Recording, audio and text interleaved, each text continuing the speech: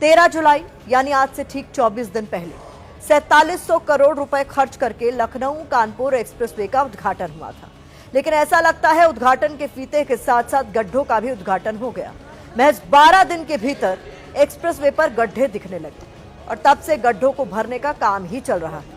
हालात यह है कि जिस सड़क पर गाड़ियां फर्राटा भरने वाली थी, वहां बड़े बड़े पैच में दोबारा खुदाई हो रही है। 1-1 किलोमीटर का रूट डाइवर्ट करना पड़ रहा है।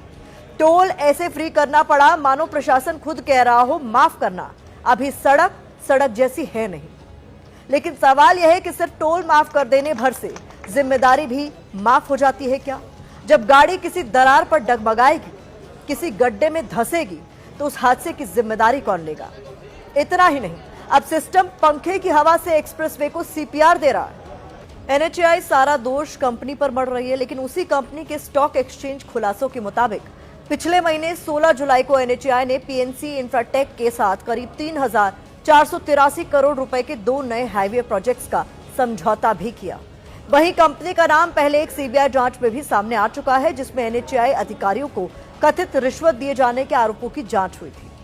लेकिन सवाल यह है कि जब पीएनसी इंफ्राटेक पर सारा दोष मढ़ा जा रहा है, तो फिर नए ठेके इसी पीएनसी इंफ्राटेक को कैसे मिल रहा है?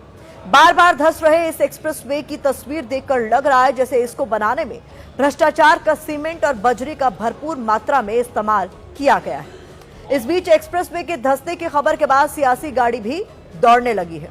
समाजवादी पार्टी के अध्यक्ष अखिलेश यादव ने एक्स पर पोस्ट किया है और लिखा है, यह है भाजपाई तरक्की की नई हवा।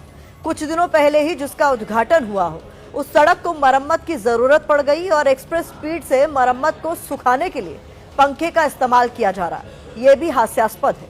भाजपा राज में हुआ हर निर्माण चलता कम, धंसता, ढहता, गिरता ज्यादा है।